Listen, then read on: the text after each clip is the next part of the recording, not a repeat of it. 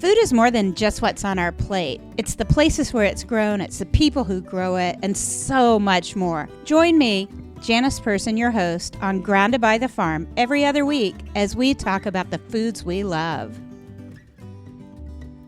This week, we are in Kentucky, and we're talking to Ronny and Beth Drennan. And I got to tell you, folks, this was an interview I was so anxious to get booked that I was like a little schoolgirl, I think, as I contacted their website. And I was trying, how do I convince these people they want to spend time talking to me about what they do? When really what I'm thinking is my family is all going to love this episode more than any episode I've ever done because I'm at Broadbent Ham. It's ham and bacon that to my family sets the standard. It's like the 10 on the scale, and anything you get somewhere else is going to be judged against knowing this exists. They have country ham. We're Southerners, so we love country ham. So we're going to talk with Ronny and Beth about all those kind of things. And I'm going to start out with a simple question about what's country ham versus ham. That's probably what you're best known for. Is that right? Yes, ma'am. All right. So, Ronny, why don't you tell me what is the difference, a fresh ham versus a country ham? Well, a country ham is salt cured. Mm-hmm. It may have some sugar in it in the cure mix, but usually it's either salt, sugar, sodium nitrate, maybe sodium nitrite too. Some people may put some brown sugar in it, and some people may not even put no sugar at all. Okay. But country ham it's aged. It has to be aged. The water activity has to come down where it will not spoil. You see them hanging in grocery stores, and people think that they're going to spoil. Well, they're not going to because the water activity is down to where it can't spoil. And then the other ham is water added. It may have sugar and salt in it, but it's got a lot more water added to it, and it will spoil outside of refrigeration. And that's the difference between a country ham and city hams. A green ham is just a ham that's fresh off the hog that hadn't had nothing done to it. Right. So for me, country ham has a different flavor, a little bit texture is different when I usually eat country ham. Is that right? That's right. When you dry it, you're taking water out, you're drying it so it gets drier, and if you slice it real thick and cook it, it's hard and chewy, and then of course city ham is it's moist and got a lot of water in it. I think they can add about 10% water to a city ham. In country ham we have to lose 18%. Yeah. And so even the packaging looks so different, right? Yeah, so right. for a city ham, as we're calling it, it's got so much liquid when you open it up. It is all in that plastic wrap that's absolutely airtight. And a ham that you're talking about, the country hams, usually have kind of a netting or something that they're hanging in. The whole ham, yes, it'll be wrapped in paper or a cloth sack and a netting hanging, in the store somewhere. Yeah. So how would you prepare country ham? Does it depend how you want to do it? It depends upon how you want to eat it. You don't want to overcook it. Yeah. That's the biggest thing. Most people overcook country ham, and it's tough. Some people eat it raw. Slice it perfectly thin and eat it raw. Really? Yeah. That sounds like prosciutto. Uh-huh. Just like prosciutto. It's aged and it's, and some people eat it that way and some, don't. Cantaloupe season's coming soon, so I can see myself now trying something different with cantaloupes and country ham. And so it really is similar to the European prosciuttos and some of that? It's similar, yes. Okay. Is you mentioned earlier when we were just chatting that you have sometimes people come in that are buying it because they like that kind of smaller business. The model is different for you guys, and you have a different level of care and personal attention to the hams. Prosciutto, the biggest difference, is that going to be that it's sliced a lot thinner, or is it a different curing process? Or they basically use the same curing process. They may for the Europeans, I don't think they smoke a true prosciutto ham. I don't believe is smoked. I'm not 100%. Yeah. But in the curing process, and then they let it mold different times in some of the mold processes. But as far as the curing, and of course, the length of time, you're looking to go well over a year to a year and a half to 2 years on a true prosciutto type ham. How does somebody become an expert in ham and stuff like that, Ronnie? I don't know. I guess they just study it and learn it. I'm gonna say you at least have a lot of expertise if you're not willing to say you're an expert. But seriously, how did you guys come to be in the business of hams and bacon? Well, I was raised on a dairy farm. Yeah. And my dad cured hams when I was a kid, because there was 6 of us, and we killed hogs, and he cured a few hams, but he always sold them to the grocery store. So I was grown and married before I ever ate country ham because he sold the hams, and he could get cash for that. Well, he got cash and bought cheap bacon for to feed us instead because he could get a lot more for the hams. But so you're in a part of Kentucky where a lot of people probably used to smoke hams at home. All the farmers, and we still have a lot of farmers in Kentucky that still, especially in Western Kentucky, that still cure their own hams in their little smokehouses, out back. In January I got a list of farmers that I call when I get fresh hams in, so they can, cure for the year. So it's a tradition. It's a lot of businesses that 20 years ago are not in business like they were.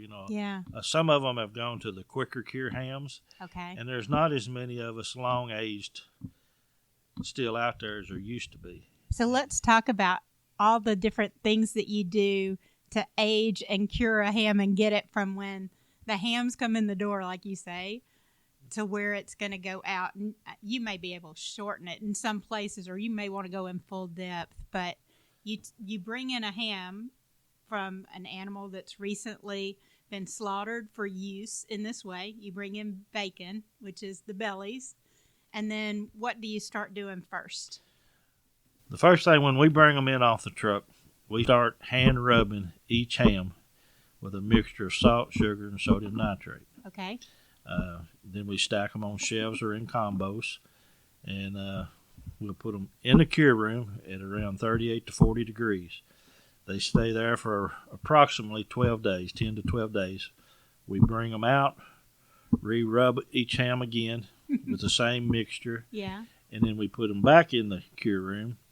And after they've been in the cure room from the day I get them, 38 to 42 days, we bring them out, wash all the salt off of them, any excess off of them, wash them down, put them in a stockinette and hang them on racks. And I take them to an equalization room that starts at about 50 degrees somewhere. And I usually leave them in there about 3 weeks. And then I'll move them out of that room to another room that usually it's between 60 and 65 that I'll leave them in there for maybe a week to sort of get them where they're drying down and pulling all the salt towards the middle of the ham. Amazing. And then after that week, I'll move them to my aging room, which is around anywhere from 75 to 85 degrees. And then we start aging them. And then after they get dry, we start smoking them. And, smoke is more for cosmetic than anything. It really don't change the flavor of a country ham. Does it really not? There's but it not, makes the colors it makes the color darker, richer, or yeah, what? It gives it that brown pecan looking color. But yeah. There's probably not one in 10,000 people that you could cook a piece of smoked and unsmoked ham and they could tell you the difference. I love it. And then, of course, we like to age our hams to over 6 months before we start selling them. Okay. Between 6 months and a year. And we do some other Berkshires that we age up for 18 months. It's the purebred and free range that we do age longer for certain markets. In our bacon, we do the very same thing. We bring it in. We take a mixture of salt, sugar, and sodium nitrate and hand rub each belly. And then we stack it on shelf. We put it in the cure room for 1 week. and then after that week we bring it out, wash it off, hang it up, let it dry, and then we put it in the smoker and smoke it for about a week till we get the color we like. And now it will change, the smoke will change the flavor of bacon. Okay. Yeah, you'll taste it so in now bacon. You have a couple of different types of smoke. You have a hickory-smoked. See, I obviously know your bacon. An applewood smoked.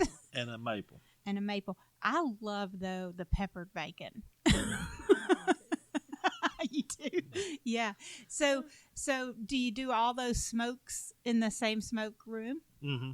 And you just change out the kind of wood chips that Right. you're using? Yes. So for the country ham, does it matter what kind of wood you're using? Usually I use hickory. Okay. You know, if there's some apple or maple left in it when I start, but most of the time I smoke the ham in apple. I mean, in hickory. Hickory. I understand.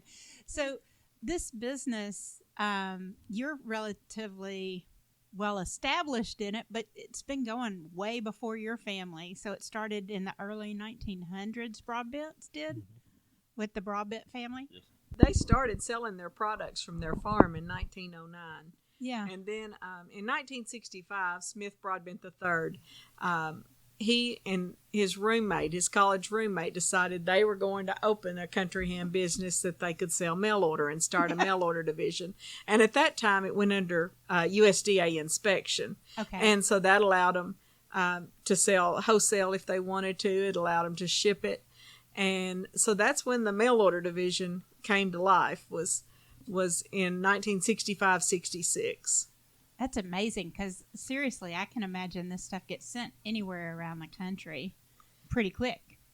It does. If it goes out on Monday, it'll be anywhere in the United States by Friday. So being in the middle of the United States is really an advantage as far as being in a mail order business. Yeah, I think this whole corridor, we've got a lot of interstates. Y'all are right alongside one too, right? That's right. Distribution's pretty easy between all the different service providers, and some of them have major hubs right here in your state. That's right. Can you tell me, is there like an area of the country that is most into your market? Like, I mean, where can you find Broadbent hams most? I saw last night it was on the restaurant menu at Freight House, I think it was. We are in a lot of restaurants across the South and across the Northeast. Yeah. That's where the biggest part of our business is. But we have quite a few customers in California as well.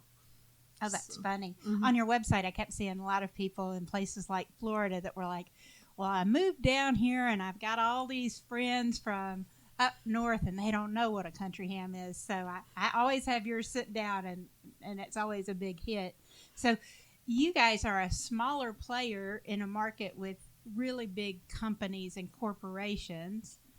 How many small players or mid-sized players, or how do y'all even describe what Broadbent is? Because I'm not sure that people outside of Kentucky know the name very well unless they've had a connection to you for some reason. Yeah, we are very small. And there's probably, in Kentucky and probably Tennessee, there's probably 4 or 5 of us. It's some that's a little smaller, and some that's maybe a little bigger than we are. Yeah. That's the small like we are. That's and then you got some that's up the next level. That's pretty good. It's pretty big in the grocery industry. That pretty much goes to the Kroger or Walmarts and but we just sort of found our niche. Years ago, and you couldn't compete with the big guys, so you just sort of had to figure a way to a market that they weren't looking at that time. Right, somewhere you could put your focus that they might be overlooking. Right. Find that niche that really works for your business. So when you look at, I guess, how do you start thinking about getting into the ham business? You said you were raised on a dairy farm. What did you study to end up here? Did you study business or agriculture or? No. He's not sure. I didn't really study. I just, just to be honest, that was a furthest thing from my mind. I appreciate that. When we was 21, we started a service station. Okay. I didn't have a job and was married and had a young child and needed to go to work, so I bought a service station. That was our first job, so we bought a service station, and just 2 or 3 years later, we bought a bulk plant. Just distributed gas to farmers. And then about 2 years after that, thanks to the Uncle Sam, they come up with a set aside program, and they took a whole chunk of our business away because the farmers quit farming. Yeah. So after a few years, we went into woodworking.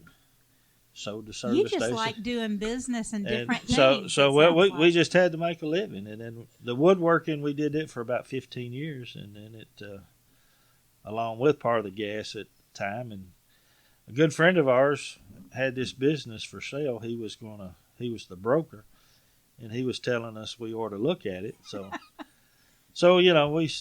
we looked at it, and then the rest is history from there. The wood business sort of fizzled out that we were doing at that time for a few years, and so we started in the country ham business. Well, the truth is, Ronnie fell in love with it the first day he went and looked at it. It took me a little longer, but I got on board. But it had him the first day he looked at it. Really? Well, I mean, it seems like if you've done several different businesses at different times, then you'd know what you want when you see it, right? Like, sort of what interests you and things like that. Well, it was interesting, but it was, I don't think anybody starting out would have a clue what they're getting into. I think that's the same with almost every small business. You have no idea what you're getting into. At least you'd run other small businesses, so you knew some of those things. Yeah. And then, of course, you got the USDA, regulation, so it's at times it's challenging. Yeah. And but it's been good to us. So we've been very blessed at it. So how much of it do you think is still relying on tradition, and then how have some of the technologies changed? Because I'm going to show pictures of the smoke room and stuff, and that looks like maybe that's not the way your dad smoked hams, but it's really closely related. Like the process is all similar. So is it a traditional business with some technology that helps make it easier to do a bit more ham, or? Well, in the beginning, we have the luxury of electricity to control the temperatures of those rooms. We still mimic the temperatures the farmers wanted to have to cure a ham, but we have the luxury of being assured it's going to stay at that temperature. Yeah. Oh, that's a really good point. Uh-huh. Yeah, we can cure year round because, you got to have the sort of the winter time, the 38 to 40 degrees for a certain length of time, and then you got to have the 50 to 60 degrees for a certain length of time, and then the hot weather to really cure it, So, using refrigeration does that. But as far as the smoker, it does. It's a lot safer. Yeah. The smoker we've got, that it doesn't ever create a fire. It just creates smoke. And we do use wood dust and chips to make but it has water that will put it out, and it just blows smoke, where you would set up a little tub of sawdust and get it to smoking in your smokehouse. And at the old place when we was at Katie's, I cooked several thousand pounds of it. The old smoker would make a fire that it'd catch on fire, that I cooked several thousand pounds of sausage to no grease left in it, where it caught on fire. And so it's a lot safer. The technology is, it makes it a lot safer, and the risk of burning down the building or catching it on fire is a lot less. Yeah. And then ruining the product by getting too hot is a lot less too. Yeah, and obviously you're focused on safety for your employees. When I was walking around, I noticed there's a good bit of safety involved in food safety, and you got to make sure you're crossing all those kind of T's. Well, you guys have a team of a couple of dozen or so people, it looks like, and Do y'all keep employees a good long time? Do you have some employees that stay with you? We have some. I've got some that's been here probably 10 years Yeah. or longer. Yeah. You know, and most everybody has been here 2 or 3 years. I mean, you know, some of our office has changed. Yeah. You know, some of them retired and did some things. And I had, you know, a couple that worked for us for 10, 12 years that had worked in the business when we bought it and you know, she had a stroke and wasn't able to work. And another guy had some heart issues that he had to. That's part of a small town, isn't it? Couldn't work anymore, but they had worked with us for years, and they might have still been with us had they not had health issues that kept them from working. In fact, he came back one day last year during December, just one day, but he just came back and worked with us one day when we were. He just wanted a little bit of that rush of the holiday. So the holiday season is your rush period. So you mentioned bringing in hams in January. How long do you bring in hams to keep adding it up? I will bring in hams basically all year long. Okay. Up till I try not to bring any in November and December, just for the fact of them being some hectic shipping.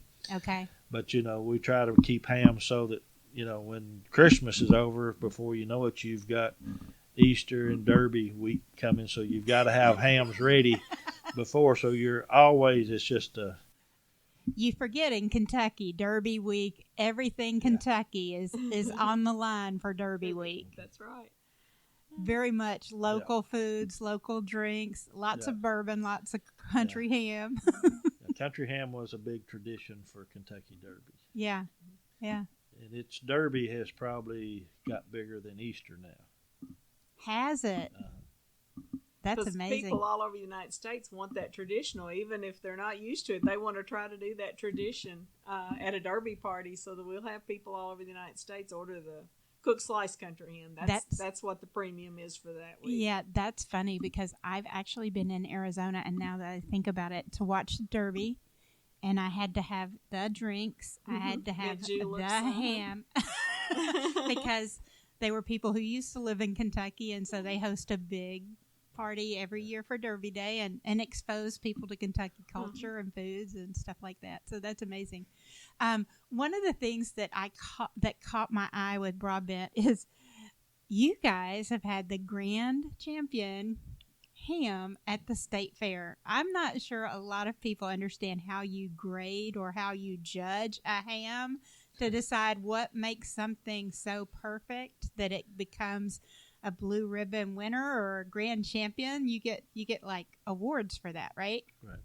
Well, the grand champion, that came about in the 60s. Okay. The Farm Bureau had a breakfast at the Kentucky State Fair, so they decided to have a ham auction to raise money for charity.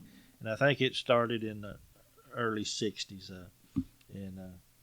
So, you know, when they started the ham thing, the state fair has, you know, it's confirmation, the color of the ham, the too fat, too lean, different things. Aroma is a number one. I gotta say, walking through this place, aroma, I can see why you do well. But you gotta probe it, probe in it. But the grand champion ham, after that, was actually whoever won, the producer that won grand champion ham. It was auctioned at the Kentucky Farm Bureau ham breakfast they have every year, and all the proceeds went to charity. And I think Smith, when he started, I think 1967 was the first year Smith entered the state fair. And, wow! I think he said he won it that year, and he had won it 7 times when we bought the company in '99, and since '99 we have won it 13 times. So the company has won it 20 times altogether. That's pretty When we cool. bought the company, Smith pretty much told us, you know, we had to keep up that tradition. We had to win the state fair. So the first year we went, I don't know, we got maybe 1 second and a third. We didn't do very good, maybe a fourth, but it just wasn't very good. And so Ronnie asked the judge, Dr. Curtis Milton was the judge that year, and Ronnie asked him, said, now what are you looking for? How did you judge this ham? So Dr. Milton took a good little while, or several minutes there, and just explained to Ronnie exactly what he was looking for when he judged the ham. And so Ronnie went from that and went on, and I got an email yesterday that Dr. Milton passed away. Oh. But he was part of our beginning of our tradition. The ham, the shape of it. Mm-hmm. To me, it's like a beauty contest, or if you see a pretty woman, the first time you see her, you think she's pretty, she's still pretty. If you see a pretty ham, the first time you see it, you still think it's pretty. I think a lot of people wouldn't know what to look for to decide if a ham's pretty or not. Well, that's probably. But if the shape of it is good and round and plump, and it don't have a lot of wrinkles in it, and different things. I guess after we had the first grand champion, we sort of knew what we were looking at. Yeah. And we always sort of went back over that. And it's a nice it's not just nice to get awards, but it also gets your name heard by more people, right? It does, I guess in the ham business, and it's often the Kentucky producers get to go to the state fair. So it basically gives, I guess if you win, it gives you the bragging rights for the year, But, the ham producers are a great bunch of guys. They're all, we're all friends, and really, and it's just, it's good. It's good for the ham industry as a whole, because it does get a lot of publicity, sometimes with the price it brings. Right. And, it's sometimes just amazing what they bring. Yeah, there have been some big prices on some of those hams. But a lot of people still think that we get part of that money. But it all goes to charity. It all goes to charity, and you don't even get your ham back. You lose the ham. But you do get the advertisement or your name in it. So it's worth it. But no, we don't. I think that happens with a lot of state fair things, right? Yeah. Like my grandmom used to enter cakes or pies or some of that stuff, and I'm not sure we ever got anything back from it, right? Like those judges get to eat whatever they want, and then somehow it disappeared before it got back to us. Something like a ceramic piece you get back, but a ham, somewhere it's just gonna go. Well, we get an ice bucket. We get a trophy. That's what the trophy is, an ice bucket. Yeah. I'm gonna have to take pictures and put that up on the website with some of the video showing how you guys do your business. But it's an honor to win the state fair. We all sort of poke fun at each other, the producers, but it is an honor to be able to win the Kentucky State Fair. Yeah. Do you mind telling me how you guys like to eat ham the most? Like, is it a ham steak at dinner, or do you have breakfast for dinner, or do you have biscuits? Every now and then I'll take like the breakfast steaks, and they're a thinner cut that we do, and I'll fry those for supper. And I also like them on the grill. I'll put them on the grill and grill them. And a lot of people ask how we cook them. Well, I like to, once that fat gets translucent where you can see through it, it's time to flip it over, and then it just doesn't take a minute or two. Because like Ronny said earlier, overcooking is one of the main things people do. But it doesn't take long at all, those breakfast and dinner steaks, to cook those, because they're a thinner slice. And that's the main way we like them. We also eat a lot of the cooked ham. Now, every church function we have, if I don't show up with cooked ham, everybody's like, well, where's the ham today? That would become your trademark. They expect that. Most of the ham I eat is when we cooked them. Yeah. When you bring them out of that hot water and you pull that bone out, and there's little slivers of ham on it, you cut a little piece off that bone or something and eat it when it's hot.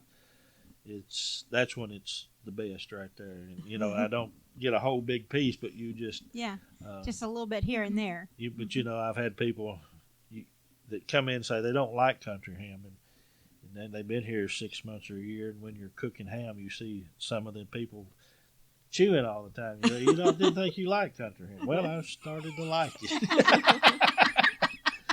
And then when we slice the cooked country ham, I'll eat pick up a slice and eat it then as we're slicing it. I just call that, I guess, quality control. Yeah, yeah.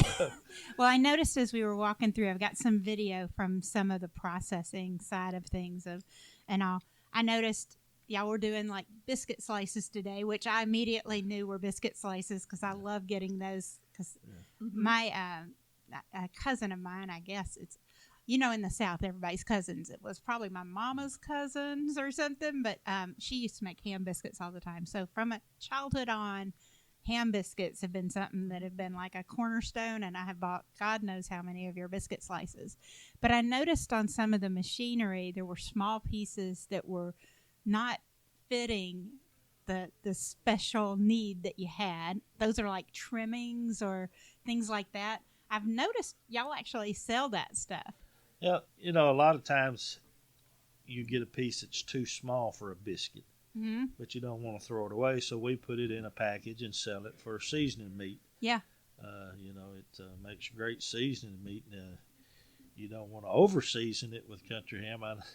I know one of the girls here said she made a pot of beans and put a whole pound of that country ham seasoning in her pot of beans, which made it just a little too salty. that might change the flavor of the beans a lot. You could put some in it, but you don't want to put quite that much in there. Right.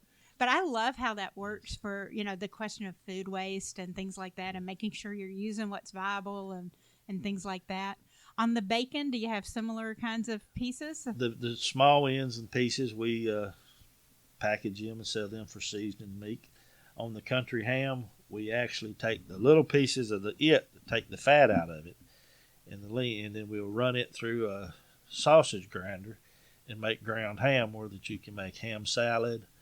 Oh, wow. You just add mayonnaise or pickles or whatever, but it's ground real fine, and my mom used to love ham salad. And we take all the little pieces like that of the cooked ham and grind it through the sausage grinder, and then bag it up and sell it that way. And then, of course, when we take the skin off the country ham, we sell the skins for seasoning or whatever they want to do with them. And then we have the same way with little pieces of the meat. You got the skin in a chunk sometimes on it that's left over. We sell it all for seasoning. I don't know if it's because we're Southern or what, but you make use of everything you possibly can when it comes to this stuff. My mom's dad was a butcher, so that was certainly her way of doing things.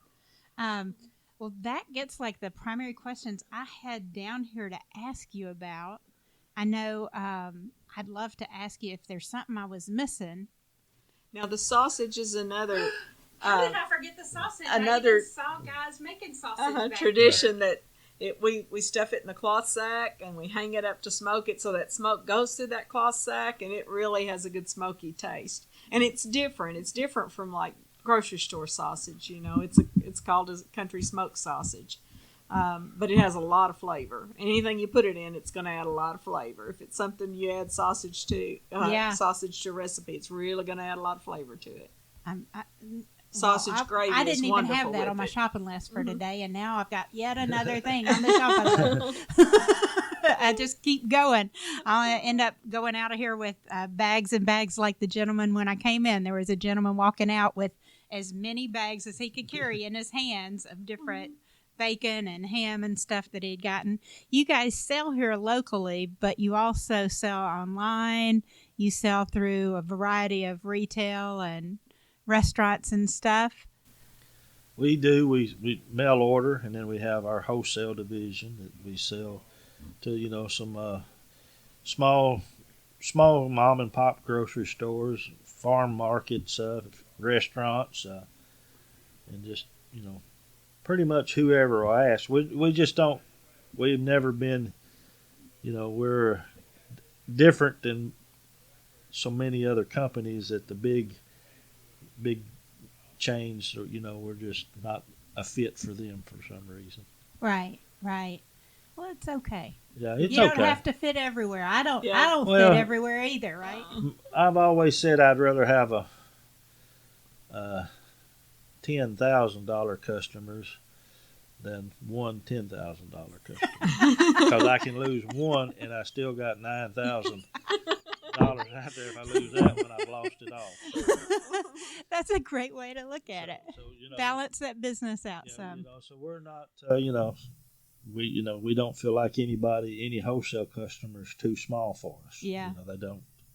So if somebody has a food shop and they wanted to start selling your hams in their shop, they could get in touch. And if folks want to buy it online for their own home, or a chef that's kind of wanting to try something a little bit different and bring some of that southern piece on, they can get in touch with you guys. Y'all are pretty easy to find. You put in Broadbent ham in Google, and it brought me straight to you guys and Q answering on emails. So it's is it broadbenthams.com? That's right. Yes. So folks are welcome to get in touch with you here. You've got social media. Does your daughter do social media for you guys, or are you both doing of them in the office take care of that? I love it because they've got some great shots of things. Well, I really appreciate your time today. Thanks so much. Thank you for coming. Thank you. That finishes out our episode. As I mentioned during the show, we've got video of a lot of these kind of pieces of their production practice, and really encourage you to go check that out on the website groundedbythefarm.com. Also hit up Broadbent Hams. Find them on Instagram, Facebook, and their website, where you can order stuff and have it shipped directly to you. I had a friend, Milton, in Connecticut, who's been looking forward to this episode, because after it, as I told him about it and showed him a few pictures, he had to have some ordered. So I hope that you enjoy your next BLT or ham sandwich or whatever it may be, and now you have a little more insight into how it's smoked and done. We'll talk to you again in a couple of weeks.